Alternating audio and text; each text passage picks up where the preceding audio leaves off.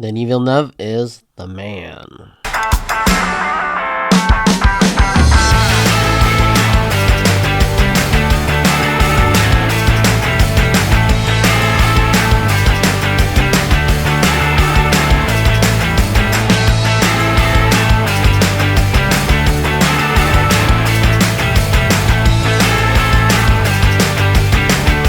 Dune is a science fiction epic based on the book by Frank Ebert and is directed by Denis Villeneuve. It stars Timothée Chalamet, Rebecca Ferguson, Zendaya, Oscar Isaac, and Stellan Skarsgård. The film takes place in the faraway future and follows Paul Atreides and his family House Atreides as they are plunged into terrible conflict with the Harkonnens on the desert planet Arrakis. In my opinion, Denis Villeneuve is one of the best filmmakers we have today, and he completely knocked this movie out of the park. I think this movie is absolutely fabulous. It's highly entertaining. It's just thought-provoking, and it's a great adaptation to the book as well. It's just a fantastic film overall. Denis Villeneuve has done it again. He's not done one bad movie in my opinion. There are some films in his filmography that I like more than others, but personally I don't think he's had a bad film yet. This review will contain spoilers, as I'm also going to talk about the plot as well as just my overall thoughts on the film. I'm sure that the Dune book isn't really easy to adapt. There have been two adaptations so far. The David Lynch one, which I think isn't highly looked at. I think it's all right. Not terrible by any means, but it's certainly not great. And we have the TV series, which is also all right. So I don't think that the book is probably the uses book to film as well, and that's what Dune has going against it. And I think that Denis Villeneuve has done a terrific job here with the source material. He's really done great work with this adaptation, in my opinion. This movie is just it's good. It's the sci-fi epic that will become a cult classic. It definitely aged well, and it actually becomes better and better every time I watch it. It's highly entertaining. It's just great on the world building as well. The special effects are timeless. The special effects look amazing. The acting is top notch. The story, the screenplay, everything. I think Dune is one of my favorite movies now. I think of all time. It's just a brilliant masterpiece. The acting, like I said, is top notch. Timothée Chalamet as Paul Atreides. He is just excellent. He plays the character with such assurance and excellence, and I think that he just works. He just does it for me as an actor. I think he's an incredible talent, one that just he could play anything, and I think he would sell me on it. He's just that good as a performer, and here he's incredible as Paul Atreides. For Rebecca Ferguson is also terrific as Lady Jessica. Is she the most loving mother of all sci-fi? No, she absolutely not. But I think she's still great in the role. She's a bit cold. She's a bit hardened, and she's part of this part of the Beanie Gesserit cult, which like has has women of that can use their powers for mind control and just for spiritual control. Oscar Isaac plays Paul's father, and Oscar Isaac here is just fantastic. Oscar Isaac is one of my favorite actors as well. Every time he pops up, I think the movie like just instantly gets better, and here I think he's just charming. He's very talented as Paul's father. Even though we don't see him a lot in this movie, I think he captures the screen. He's just electric. He's a great actor. We also don't get a lot of Zendaya in this film as Chani, a mysterious Freeman woman who Paul gets a vision of. But we will get more of her in the second film. We get sort of a few shots of her here and there, but that's mostly it. She doesn't have a lot of screen time with the character, but I'm looking forward to know more about her in the sequel. And lastly, Jason Momoa as Duncan, Idaho is just simply amazing. And it really feels like Jason Momoa here is actually giving a performance instead of just being Jason Momoa. Just like he was in like Fast X or Aquaman 2. It feels here like he's really acting his ass off, which I really appreciate. I think he's great in this movie. Everyone here, the cast here is just absolutely wonderful. Also, Stellan Skarsgård as Baron Vladimir Harkonnen is just like a disgusting, vile being, like just the perfect bad guy. Stellan Skarsgård is just one of my favorite actors as well. He's terrific here. He also isn't a stranger to playing villains, like Girl with the Dragon Tattoo comes to mind. I think he's terrific at it. And here he's very menacing. He's a very imposing threat to House Atreides, and you kind of need that here. And I think he's terrific as Baron Vladimir. I think he's really incredible here. The desert planet Dune is known for its richness and spice, which also gives the people superpowers that inhale the spice, and so that they can control space travel. Of course, there's a danger that comes along with it, because there are giant worms that are living in the desert of Arrakis, and so it's incredibly dangerous to go and harvest the spice there. And these worms that Denis Villeneuve has crafted, just the look of them, the feel, the really just the everything about them looks super realistic. I think this movie, the creature designs are fantastic. The special effects, they're just incredible. The House of Atreides is selected to take over the spice mining operations on Arrakis. Paul Atreides must leave his homeworld and travels to Dune. Lady Jessica, who's an acolyte of Bean Gesserit, a woman cult of which the ladies have advanced physical and mental abilities.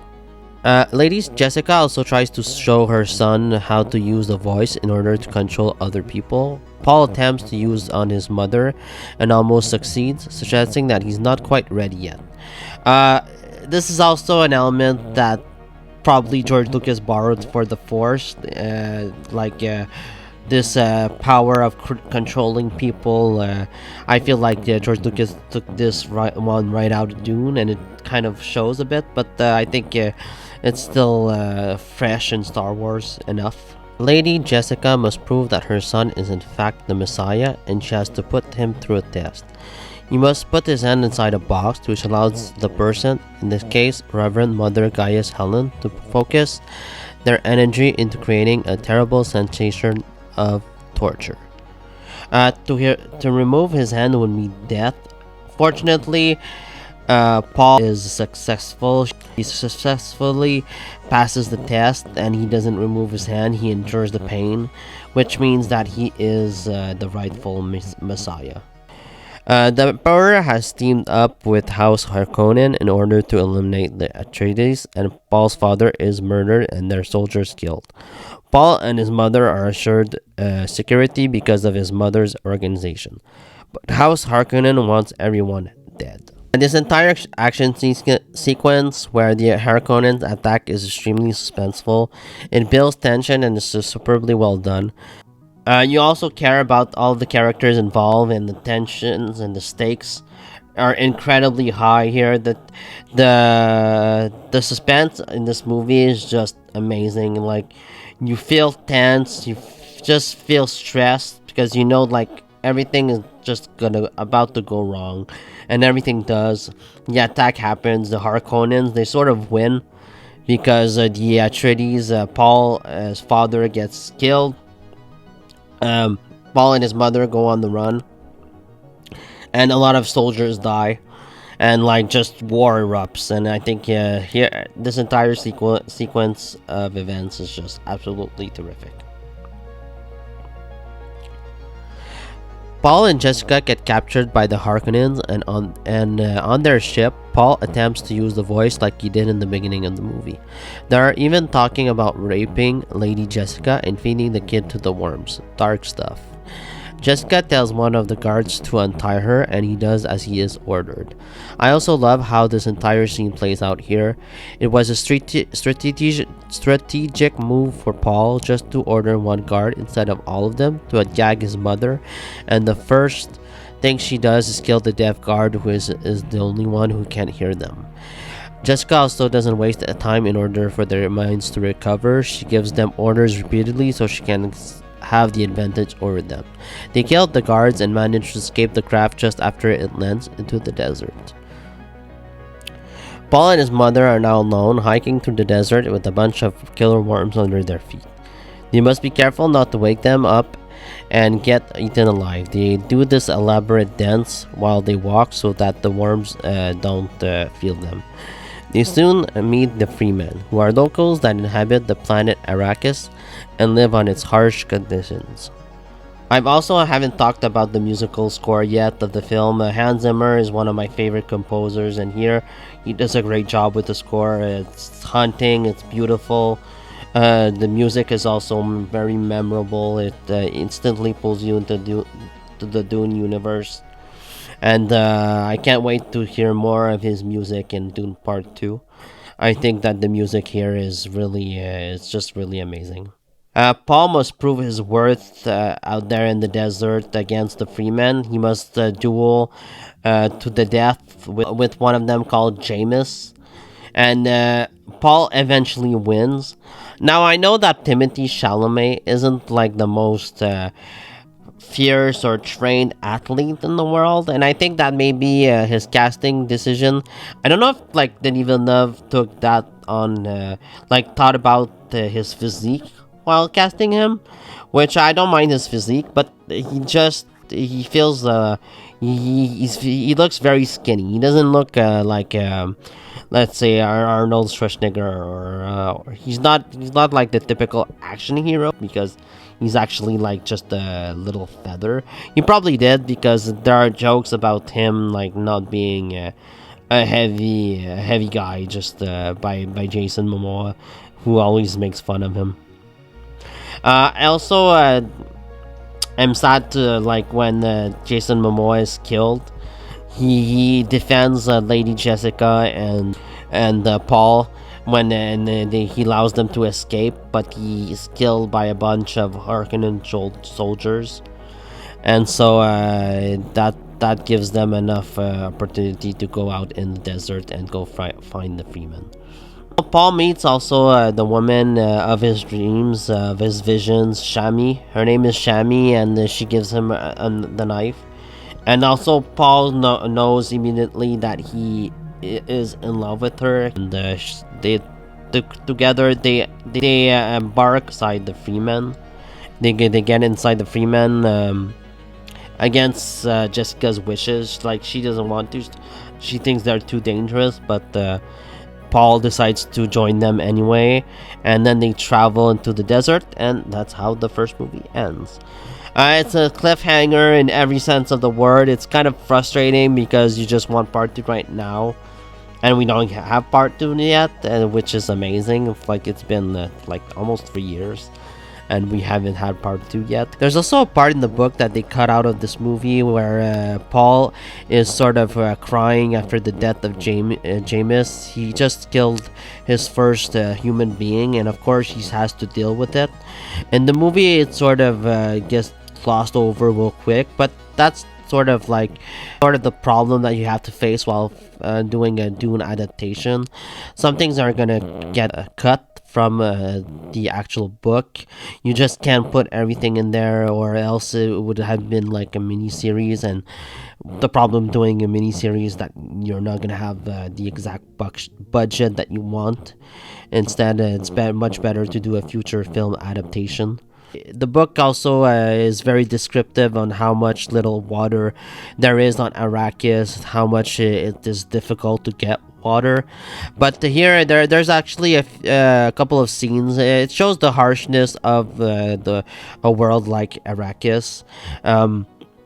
Paul has a conversation with this with the gardener, and he asks like, why do you don't you like water the trees all the time? And the gardener tells him that water is very difficult to come by here on this planet. It's just a very complex book to adapt to film. Where is Tom Bombadil? Dune has also influenced numerous science fiction stories after its release, like Star Wars, which has the same elements like the spice, hyperspace travel, the Force also feels like the powers of the Bean Gesserit, and also the desert planet of Arrakis looks a lot similar to Tatooine. I think that this movie is a science fiction masterpiece. It's one of my favorite movies for sure. Denis Villeneuve, he can't do no wrong in my opinion. He hasn't disappointed me yet. And I can't wait for Dune Part 2, which is set to be released next month. So I'm looking forward to that. Hopefully it's one of the best movies of the year. And yeah, just an amazing film. I would give this movie an A. I think it's absolutely wonderful. It's not a very happy movie. There's not a lot of jokes. Uh, some people say that this movie is boring. I just completely disagree. I think it gives a lot of attention to world building. It gives a lot of focus on character. There are some it's a slow burn for sure, but I think it just works in this movie's favor just all too well. I would probably just say that there's still too much slow-mo shots in this movie for my taste. I think that slow-mo shots sometimes are way overused. I don't think they're as incredible as filmmakers tend to think. I don't think they're that great, but overall, I think I don't have a lot of bad negative things to say about Dune Part 1. It's just an incredible movie. I would give this movie an A. I think it's an incredible achievement, just an amazing science fiction epic that everybody should watch and read the book. I've read the first book actually twice, and I want to reread again. It's I think it's very complex. It's very complicated literature, and I really want to read it another time and just delve deeper into the world of Dune. So those are my thoughts on Dune. Let me know what you thought about the Denis Villeneuve Dune down in the comments below. See you next time. Bye.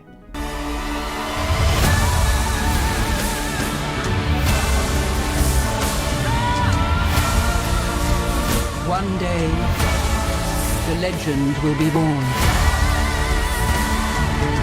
All of civilization depends on it. The future, I can see it.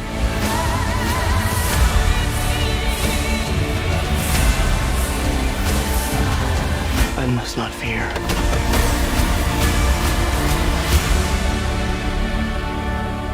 Fear is the mind killer. My Lord Duke. Where the fear is gone, only I will remain.